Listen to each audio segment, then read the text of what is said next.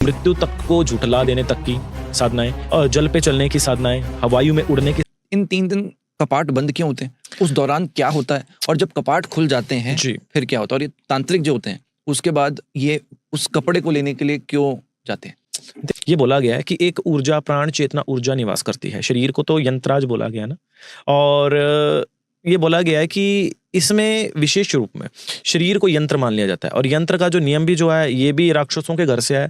ये भी कोई जो है मतलब हम बोलेंगे कि देवताओं के घर से तो नहीं है ना ये। मल्ल और मणि ने भगवती के जो यंत्र पूजा का जो विधान है सबसे पहले दिया था, जो कि राक्षस थे खुद भी। और तो राक्षसों के यहाँ से जो पूजन के विधान आया, तो थोड़ा सा जो तमस भोग उसमें जो है यूज किया जाता है, क्योंकि उनके जैसे महापरमानंदमयी गुरु जो हुए, परमानंदमयी सौभाग्यानंदमयी है ना, क्योंकि जिनके थ्रू प्राप्त हुआ है, जिनके थ्रू ये विद्याएं आई हैं, तो उन व्यक्तियों का तर्पण किया जाता है, उन व्यक्तियों के नाम से जो है मतलब भोग दिया जाता है। तो बशर्ते जिसमें मांस मछमंकार का भी यूज होता है, क्योंकि राक्षसी लोगों के द्वारा भी कई शक्तियों को जो है मतलब राक्षसी साधनाएं की जाती हैं, दैतिक साधनाओं को जो है परिणाम दिया जाता है। और तो उनका जो भोग है, निशिर जो भोग है उनका, तो वो निशिर और तमस भोग दिया जाता है। तो इसका भगवती से कुछ लेना देना नहीं है बशर्ते, लेकिन उस पद्धति से लेना देना है जिस पद्धति के अंतर्गत साधना की जाती है। तो हर अंग के अंदर है ना, तो बोला गया कि हर अंग के अंदर जो है शक्ति विराजमान होती है। जैसे न्यास भी आप बोलोगे तो आप बोलोगे कि खड़गमाला स्त्रोत में भी इसका तो जो है वर्णन मिल जाएगा आपको। अगर देवी खड़गमाला स्त्रोत भी अगर कोई लोग बोलते हैं तो स्टार्टिंग ही क्या बोल देंगे, शिरो देवी, शिखा देवी, नेत्र देवी, कवच देवी, अस्त्र देवी। तो सब जगहों के ऊपर, और जहां जहां बोला गया वहां वहां टच किया जाता है कि हर स्थान के ऊपर आधारित एक शक्ति है, उस शक्ति की अपनी एक महत्ता है, और उस महत्ता के अंतर्गत उस शक्ति को जगाने का प्रयत्न किया जाता है। वो इसका प्रोसेस ये कैसे कि जैसे आपको पता है कि भगवती के शरीर के 51 अंग हुए हैं, वो अलग अलग स्थान पे जो जो अंग हुए हैं, उन अंगों को टच करके उस स्थान पे विराजमान शक्ति को प्रणाम किया जाता है ना। जैसे तीसरे अंग पे अगर हम प्रकृति चक्र पे ध्यान देंगे तो ये नैन तारा शक्तिपीठ, तो तारा देवी का ध्यान ऑटोमेटिकली हो जाएगा। अगर दोनों आंखों पे करेंगे तो नैना देवी शक्तिपीठ है, उनका ध्यान हो जाएगा। अगर चरणों का करेंगे तो चिंतपूर्णी देवी का ऑटोमेटिकली हो जाएगा, है ना। ये न्यास होते हैं, पूजन में न्यास का विशेष महत्व होता है। इन्हीं के अंतर्गत सभी देवियों को प्रणाम करने के लिए साधक ज्यादातर न्यास का प्रयोग करते हैं। उसके साथ जप, तप, ध्यान, होम, यज्ञ, है ना, इन सब का जो है प्रयोग किया जाता है। तर्पण दिए जाते हैं अपने इष्ट के नाम से, गुरुओं के नाम से। तो ऐसे बहुत सारे प्रोसेस होते हैं साधना करने के। सो जैसे आपने बताया कि जो 3 दिन का प्रोसेस है, इन 3 दिन कपाट बंद क्यों होते हैं? उस दौरान क्या होता है? और जब कपाट खुल जाते हैं फिर क्या होता है? और ये तांत्रिक जो होते हैं उसके बाद ये उस कपड़े को लेने के लिए क्यों जाते हैं? देखिए, इसका कई रीजन है।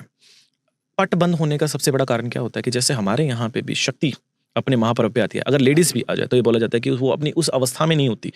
इसको साइकोलॉजिकली हम समझ सकते हैं कि जब जिस समय पे एक लेडीज अपने मेंसेस से मतलब पहले जैसा उसका बिहेवियर होता है, चिड़चिड़ापन होता है, एंजाइटी रहेगा, उसको गुस्सेखोर रहेगी, लेकिन जब वो उसको रिलीज करती है तो वो रिलैक्सेशन मोड में चली जाएगी, ऑटोमेटिकली उसका रिलैक्सेशन मोड हो जाएगा उसका। लेकिन उस टाइम पे क्या आराम करेगी 3 दिन तक, ताकि वो साइक्लोन निकल जाए उसका, ताकि उसके बाद एक नव यौवन संपन्न परिपूर्ण परायण है ना, कि अर्थात कि एक नए यौवन के साथ, एक नए शरीर के साथ, एक नई ऊर्जा के साथ वो तो पंता ले सकती है, और भी ज्यादा शक्तिशाली अच्छी तरीके से काम कर सकती है। तो ये नव यौवन संपन्न परिपूर्ण परायण, इसके ऊपर ये बोला गया, ये श्लोक है जो पट मतलब बंद होने से पहले और स्पष्ट होने के बाद कहा जाता है कि एक नया स्वरूप लेकर के माँ भगवती आ रही है, भगवती नवीन ऊर्जा को उत्पन्न कर रही है, और इस ऊर्जा के लिए भगवती को थोड़ा अपने लिए टाइम चाहिए। भगवती की पूजा में उस समय पे मंदिर के बाहर से किया जाता है, ऐसी बात नहीं है। उस समय पे माँ की मतलब किसी प्रकार की कोई प्रॉब्लम ना हो, इसलिए पूजन बाहर से किया जाता है जो कुछ है, इसीलिए टाइम ज्यादा इंपॉर्टेंट होता है। क्योंकि अपने साकार निराकार स्वरूप में होती है उस समय पे, वो उस समय उसको डिस्टर्ब नहीं किया जाता, और इतनी ऊर्जा भी नहीं हो पाती किसी की कि वो डायरेक्टली उसको देख पाए उस टाइम पे, तो इसलिए पट बंद कर दिया जाता है। तो अंदर क्या ये सच है कि जब शुरू होता है तब वाइट कपड़ा रखा जाता है और 3 दिन बाद वो वाइट से लाल हो जाता है? ये मान्यताएं हैं, कि विदंतियां हैं, हमारे गुरुओं ने, उनके गुरुओं ने और हमने भी, है ना, प्रसाद रूप में पाई हैं ये चीजें। तो ये होता है, बहुत लोग माँ के चमत्कार को होते देखते हैं, तो निस्संदेह हो रहा है और अभी होने वाला भी है। आने वाली अंबुबच्ची पे आप देख सकते हो, तो चमत्कार के आगे तो नमस्कार ही होगा, और क्या होगा। ऐसा है, सत्य है। तो वो जो कपड़ा है, जबकि कपाट खुलने के बाद मुझे बताओ क्या होता है? कपाट खुल गए, अंबुबाची मिल गए, तीसरे दिन के बाद क्या होना शुरू होगा? उस वक्त क्या होगा? देखिए, सबसे पहले माँ को उस मोड से निकाला जाएगा। देखो 3 दिन के बाद, है ना, मंदिर का शुद्धिकरण पुनः से होता है। ये मेल्स लोग नहीं करते, जो मतलब मंदिर की जो सेविकाएं मोल लीजिए, या फिर जो पुजारी लोग हैं, उनकी जो फैमिलीज में जो लेडीज हैं, है ना, वो मंदिर के अंदर जाएंगे, उनकी लड़कियां जाएंगी, वहां जाकर के माई का जो एक प्रोसेस होता है, जो एक लेडीज वाला है ना, उसको संपूर्ण करवाएंगी, महामाई के महाराजस्व वाला पर्व को संपूर्ण करवाएंगी।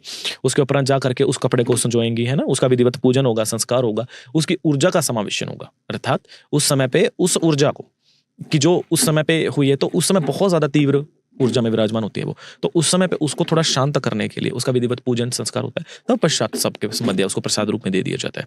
लेकिन इसको करने के लिए विधिवत भगवती की जो समर्यापात पद्धति है उसका अनुसरण किया जाता है, जो नियम अनुसार कायदे कानून अनुसार भगवती की जो परंपरागत चली आ रही है उनका निर्वाह किया जाता है। इसको वहाँ के पुजारीगण ज़्यादा अच्छे से जो है डिटेल में या डिफाइंडली आपको बता पाएंगे, जो इंपॉर्टेंट है, क्योंकि हर चीज़ तो देखिए पब्लिकली भी बताना ठीक नहीं है। तो उस कपड़े की क्या महत्वता है, जो वो कपड़ा जिसको वो प्रसाद के रूप में मिलता है? जिसको भगवती का अंग बोला गया है ना, निरंग, उस समय पे भगवती ने एंजाइटी से होकर के एक नव यौवन संपन्न परिपूर्ण परायण, मैंने जैसे पहले ही आपको बोला कि एक नए स्वरूप को धारण किया है भगवती ने अपने उसमें, और वो एक नई ऊर्जा के साथ आपको मिल रहा है, जिससे आपकी ऊर्जाओं का लेवल डायरेक्टली 7वें आसमान पे पहुंचेगा। आपने कोई भी मंत्र जाप किया है, आप उसका आधे से भी आधे में आप उसकी सिद्धि प्राप्त कर सकते हो। इसलिए उसको तावीज़ के रूप में गले में कई लोग धारण भी करते हैं, और कई लोग उसको यूज करते हैं पूजा में, कई प्रकार से यूज होता है उसका। सो इसका अर्थ ये हुआ कि जो वहाँ के तांत्रिक होंगे, उन 3 दिनों में जो भी उन्होंने साधनाएं करी हैं जी, तीसरे दिन जब ये प्रसाद रूप में मिलता है तो उनकी वो साधनाएं सिद्ध हो जाती हैं। हाँ बिल्कुल। क्या आपने कोई वहाँ पर साधना सिद्ध की है? जी, बहुत बहुत सारी। हमारी दशों महाविद्याओं की साधनाओं का आधार ही कामाख्या शक्तिपीठ रहा है। तो ये रहा है, गुरु महाराज की कृपा रही है, जब तक गुरु महाराज जी रहे हैं तब तक तो हुआ है। उसके बाद तो चलो माँ भगवती की जब इच्छा होगी तब बुलाएगी। आप कब तक थे कामाख्या में? कई वर्ष रहना हुआ है हमारा, कई वर्ष आना जाना हुआ है। जब तक गुरु महाराज जी थे तब तक तो हमारा आना जाना हुआ है, उनके उपरांत नहीं आना हुआ। क्यों? क्योंकि बोलता है कि माँ बाप से मायके होते हैं, जब माँ बाप ना रहे तो फिर हम जाके क्या करेंगे, तो हमारा मन खराब होता है, जो सच बताए, ये रीज़न है, इसलिए हम नहीं जाते, जो सच बात है। कुछ सिद्धियों के बारे में बताएंगे जो आप बता रहे हैं कि उस वक्त आपने भी ग्रहण करी? बहुत सारी हैं, जैसे कृत्याएँ हैं, 10 महाविद्या साधना है, काली है, षोडशी है, ये सब साधनाएँ हैं जो उस समय पे प्राप्त हुई हैं गुरु महाराज के द्वारा, जो कि अलग अलग अम्बुबचियों पे अलग अलग समय अनुसार प्राप्ति हुई हैं, जिनके पुरुष शरण अम्बुबची पे निवृत्ति हुई है, जिनकी ये रही है। और आपने भी वो अम्बुबाची मेला के दौरान ही करी? नहीं, सारा साल भर चलती हैं। अम्बुबची पे देखिए इम्पोर्टेंस ही ज़्यादा होता है इनका, लेकिन इसके सिवा कामाख्या में और भी कई पर्व मनाए जाते हैं जिनका अपना अपना अलग अलग महत्व होता है। जैसे अम्बुबची पर्व संपूर्ण जैसे हो जाएगा, निवृत्ति के उपरांत आपको गुप्त नवरात्रि देखने को मिलेगा। नवरात्रि हर जगह पे पूरे वर्ल्ड के अंदर नवरात्रि 9 दिन का होता है ना, कामाख्या एक अकेली ऐसी जगह है जहाँ पे नवरात्रा 16 दिन का होता है। षोडशी माता 16 दिनों की नवरात्रि पूजी जाती है, और इसी में गुप्त नवरात्रि में पूजन संपूर्ण हो जाते हैं। और इन गुप्त नवरात्रियों में ना दिखा दिया जाता है किसी को, अपने लिए किया जाता है, मीन अम्बुबच्ची से लेकर के तब तक सबके लिए अपने लिए सिर्फ। और ये संपूर्ण होने के उपरांत जैसे श्रावण मास लगेगा, श्रावण मास की चतुर्थी से, शुक्ल पक्ष चतुर्थी से मनसा पूजा चालू होता है, जिसपे एक और जो है पर्व कामाख्या में होता है, एक और मेला कामाख्या में बढ़ता है, जिसको देवदानी महोत्सव कहा जाता है। देवदानी महोत्सव का भाव ये होता है कि जब माँ अपना नवयौवन संपन्न करके आती है तो सभी देवी देवता है ना, माँ भगवती की आरती उतारने के लिए, माँ के दर्शन पाने के लिए कामाख्या में उतरते हैं, अपने अलग अलग स्वरूपों में उतरते हैं। उसी प्रकार से विशेष रूप में इसको मनसा पूजा के पर्व के रूप में भी मनाया जाता है। और मनसा पूजा जब होता है उस टाइम पे लोग कहते हैं कि कामाख्या में शक्ति प्रदर्शन होता है। कैसे? जैसे बहुत भयंकर मनसा पूजा होता है, मतलब शक्ति प्रदर्शन के लिए कैसे, इन द सेंस कि जो बलि अस्त्र होता है, खड़ग होता है, खड़ग के ऊपर चढ़ करके नृत्य किया जाता है, और जो बलि अस्त्र उस पर भयंकर नृत्य किया जाता है, शक्ति अंग प्रदर्शन होता है उस पर। जैसे अग्नि को खा लिया जाता है, हाँ कांच खा लिया जाता है, लेकिन कुछ भी नहीं होता, ये भगवती की कृपा होता है।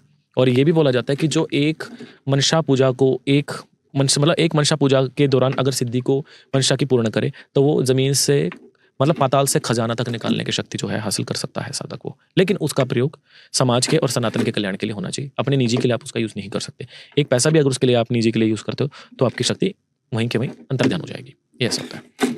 वहाँ पर ऐसा भी सुनने में आया था कि लोग कानों से त्रिशूल भी निकालते हैं, कह सकते हैं? बहुत कुछ होता है, वायु से आहार उत्पन्न कर सकते हैं, जो जल है जल को रेत में जो परिवर्तित कर सकते हैं, भूमि पे कान लगा करके ये बता सकते हैं कि इतनी दूर से यहाँ पे इंसान आने वाला और इतने बज के इतने मिनट पे यहाँ पे पहुंचेगा। तो इस प्रकार की बहुत सी चीजें हैं जो होती हैं, बहुत सी चीजें होती हैं। इसके बाद जो लोग नहीं जानते वो है माता की जब शादी होती है जी, ये पर्व कब होता है और क्या होता है? पोहन मास में माँ का शादी, कामाख्या माँ का शादी किया जाता है। अम्बुबच्ची पर्व की तरह ही एक और पर्व भी होता है कामाख्या में, जिसको पोहन मास में मतलब किया जाता है, पोहन ब्याह बोला जाता है इसको। तब स्वयं कोटिलिंगम महाराज से संग भगवान शिव की जो है बारात माँ भगवती के जो है दरबारे उतरती है।